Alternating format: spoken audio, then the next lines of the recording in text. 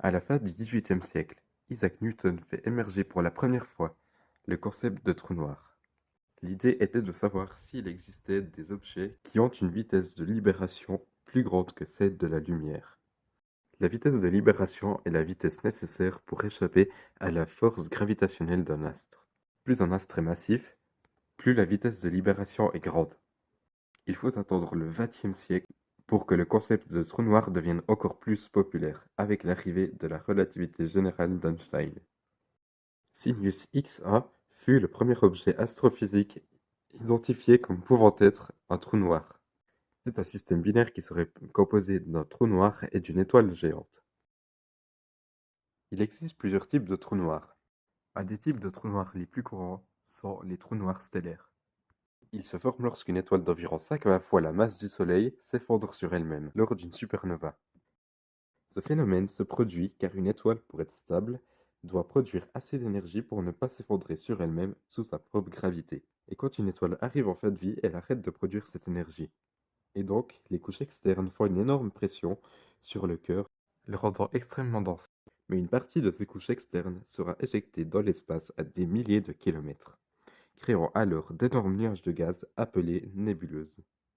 Mais parfois, la pression sur le cœur de l'étoile peut être telle qu'il franchit une limite de densité qui fait qu'il y a tellement de masse concentrée en un seul point que le noyau franchit la limite d'Oppenheimer-Volkoff, qui est la limite de la masse maximale qu'un noyau stellaire peut avoir avant de ne plus pouvoir résister à l'effondrement gravitationnel. Cela crée donc un trou noir stellaire. Ces trous noirs peuvent faire entre 3 et 100 fois la masse du Soleil, et leur diamètre mesure quelques dizaines de kilomètres. Un autre type de trou noir sont les trous noirs supermassifs. Ils se trouvent au centre des galaxies. Nous orbitons également autour d'un trou noir qui s'appelle Sagittarius A, qui est un trou noir supermassif qui se trouve au centre de notre galaxie, la Voie lactée.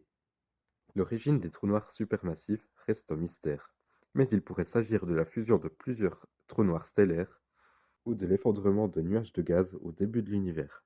Leur masse peut atteindre des millions à des milliards de kilomètres. Il existe aussi les trous noirs intermédiaires. Ces trous noirs pourraient se former par la fusion de trous noirs stellaires ou par l'effondrement d'amas d'étoiles. Ce type de trou noir est certainement l'un des plus rares. Il est très difficile d'en observer. Il ferait entre 100 et 100 000 fois la masse du Soleil, et leur diamètre est de quelques centaines de kilomètres. Un autre type de trou noir sont les trous noirs primordiaux. Ces derniers se seraient formés peu après le Big Bang en raison de densités extrêmes dans certaines régions de l'univers. Leur taille est extrêmement variable, pouvant aller de trous noirs microscopiques à des trous noirs de masse similaire aux trous noirs stellaires. Ces trous noirs pourraient être très nombreux dans l'univers et pourraient expliquer une partie de la matière noire. Mais leur existence n'a pas encore été confirmée. Mais quelles sont les différentes parties d'un trou noir? Premièrement, nous avons la singularité, le point central du trou noir. La singularité est un point qui n'a pas vraiment de taille. C'est un point infiniment petit dans lequel les lois de la physique telles que nous les connaissons n'existent plus. Il s'agit certainement d'un des endroits les plus mystérieux de l'univers.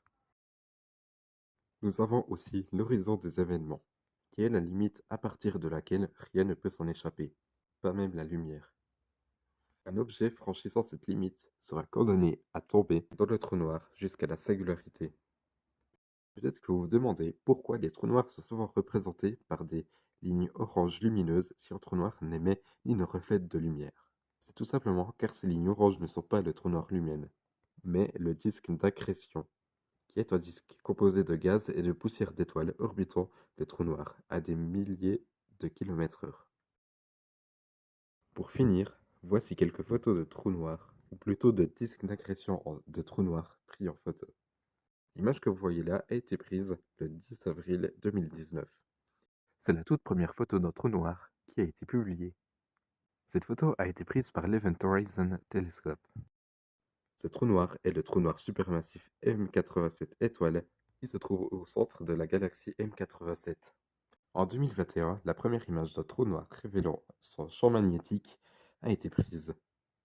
Le 12 mai 2022, l'Event Horizon Telescope publie cette image, qui montre le disque d'agression de Sagittarius A étoile, les trous noirs supermassifs au centre de notre galaxie.